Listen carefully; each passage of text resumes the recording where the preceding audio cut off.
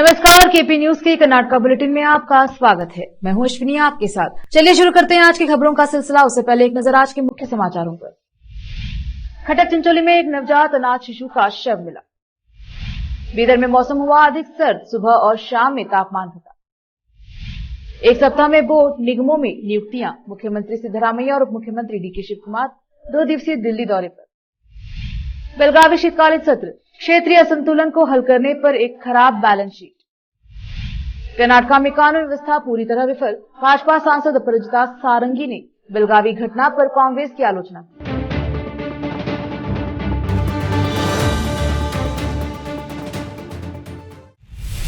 समाचारों का सिलसिला शुरू करते हुए देखते हैं समाचार विस्तार से।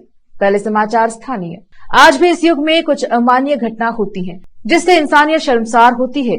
एक ऐसी ही घटना शनिवार को भालकी तालुके के खटक चिंचोली में एक नवजात अनाथ शिशु का शव मिला। सूत्रों के मुताबिक जन्म के बाद किसी ने शिशु को एक कपड़े में लिपेटकर हालली के एक मुख्य सड़क के किनारे फेंक दिया।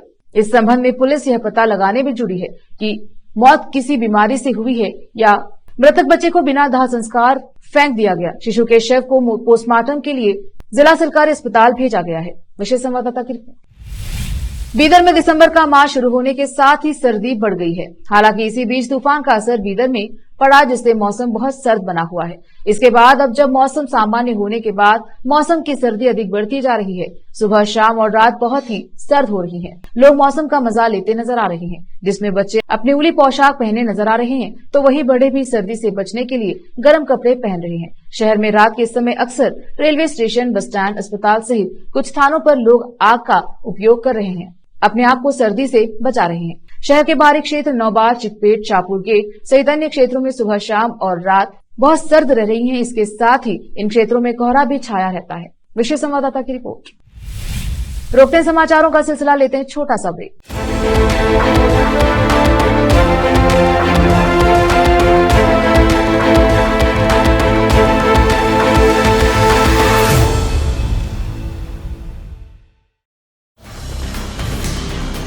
हिंदुस्तान के हर कोने में हम हैं मौजूद। 24 घंटे हालात पर गहरी नजर, खबरों से जुड़े चुपते सवालात, और आपको दिखाता है धार्मिक, सामाजिक, राजनीतिक, लोकल और इंटरनेशनल न्यूज की सबसे बेहतर कवरेज, जो आपको रखती है हर पल बाखबर। देश और दुनिया भर की खबर के लिए देखते रहें KP news 24/7। Noor education trust Bidar की ओर से चलाए जाने वाला Noor MEd and BEd college Bidar, recognised by NCTE Delhi and affiliated to Bidar University, Bidar. Admission are open for the academic year 2023-24. विशेषज्ञ और सक्षम शिक्षकों द्वारा शिक्षा प्राप्त करने के लिए नूर एमएड एंड बीएड कॉलेज में दाखिला लें और शांत वातावरण में शिक्षा प्राप्त करें। बीदर शहर में बेहतर शिक्षा का एकमात्र केंद्र Noor MEd and BEd college, Shahpur gate, Bidar. Phone numbers 9945283920, 8482221297। Hindustan के हर कोने में हम हैं मौजूद। 24 घंटे हालात पर गहरी नजर, खबरों से जुड़े चुपते सवालात, और आपको दिखाता है धार्मिक, सामाजिक, राजनीतिक, लोकल और इंटरनेशनल न्यूज की सबसे बेहतर कवरेज, जो आपको रखती है हर पल बाखबर। देश और दुनिया भर की खबर के लिए देखते रहें केपी न्यूज 24/7।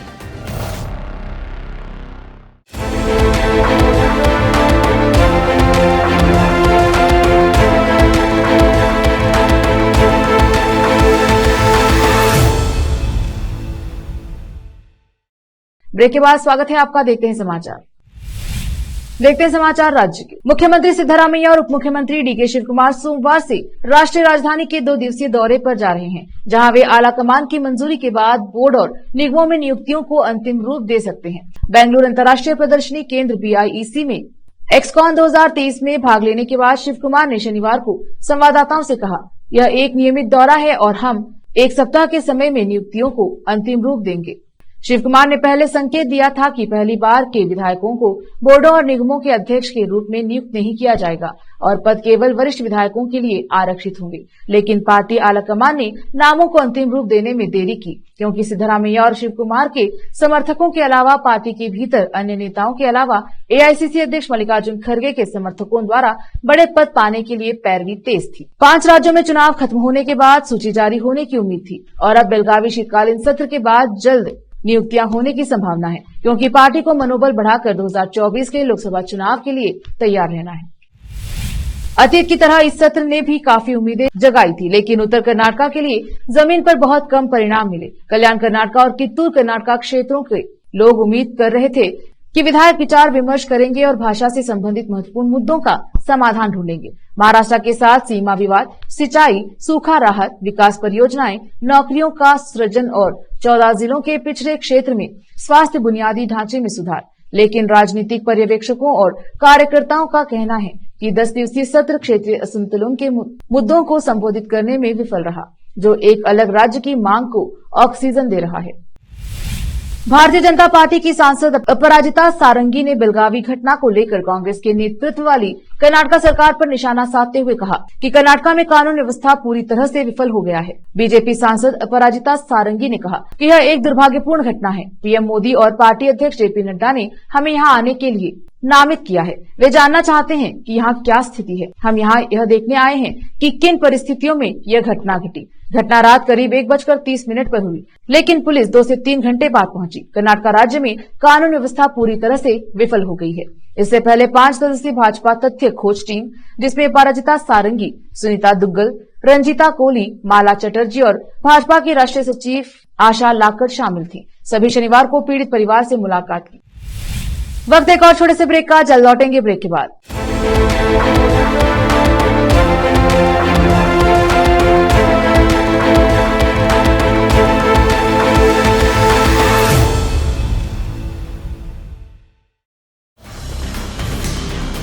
हिंदुस्तान के हर कोने में हम हैं मौजूद। 24 घंटे हालात पर गहरी नजर, खबरों से जुड़े चुपते सवालात और आपको दिखाता है धार्मिक, सामाजिक, राजनीतिक,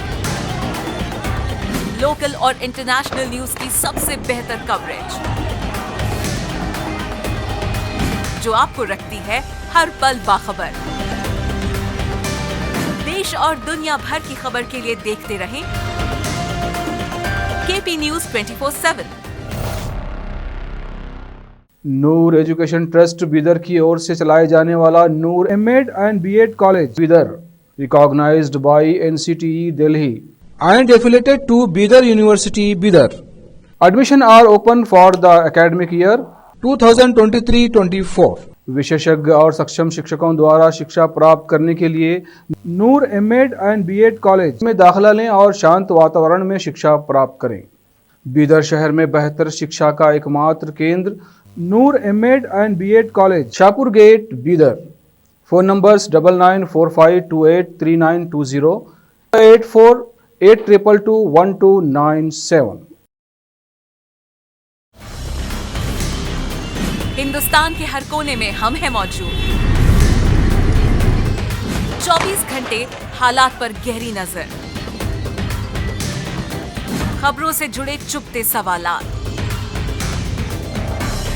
और आपको दिखाता है धार्मिक, सामाजिक, राजनीतिक, लोकल और इंटरनेशनल न्यूज की सबसे बेहतर कवरेज, जो आपको रखती है हर पल बाखबर। देश और दुनिया भर की खबर के लिए देखते रहें KP News 24/7।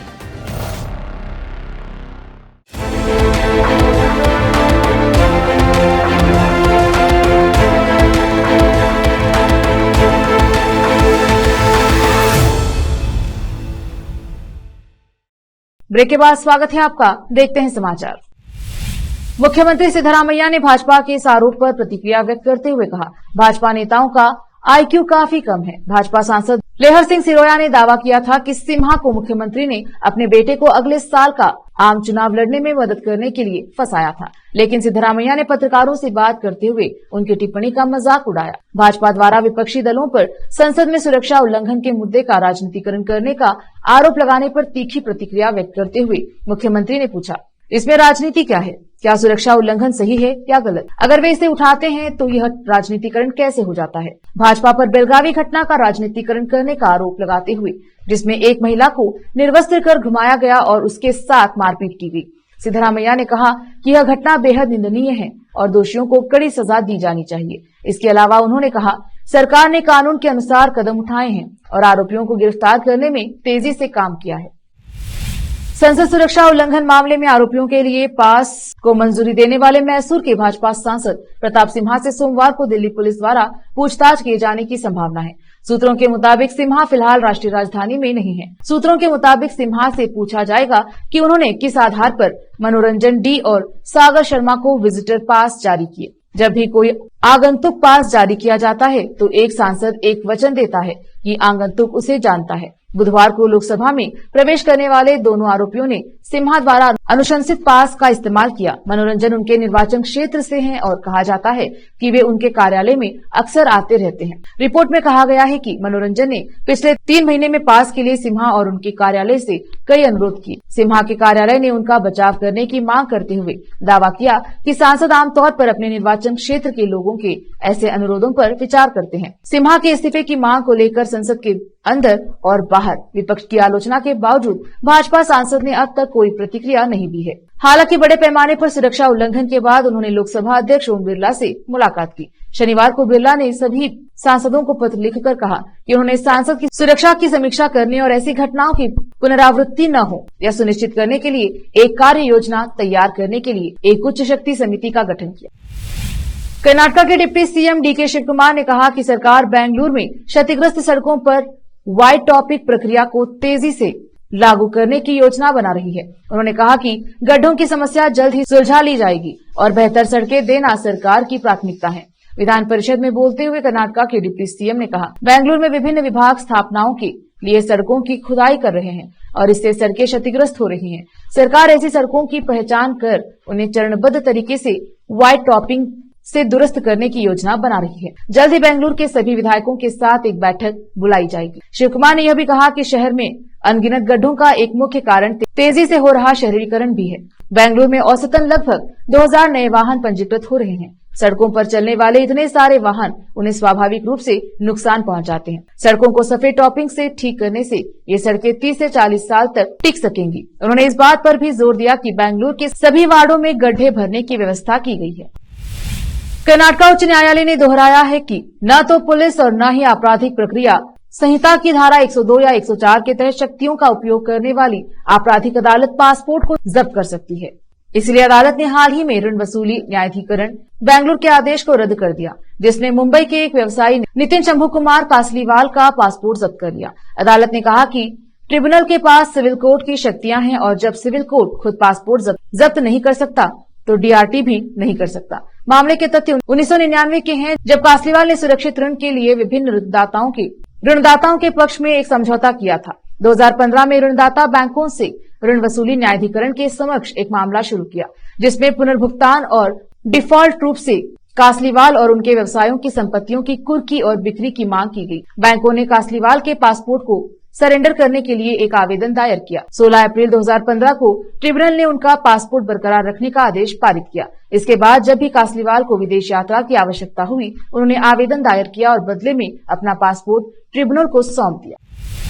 फिर से एक नजर आज के मुख्य समाचारों पर। खटक चिंचोली में एक नवजात अनाथ शिशु का शव मिला। बीदर में मौसम हुआ अधिक सर्द, सुबह और शाम में तापमान घटा।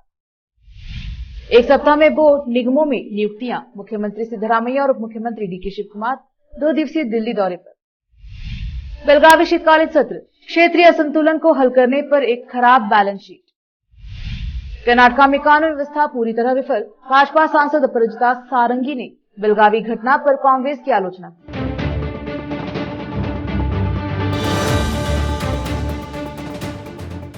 केपी न्यूज के कर्नाटका बुलेटिन में आज इतना ही। देखते रहिए केपी न्यूज 24/7। धन्यवाद।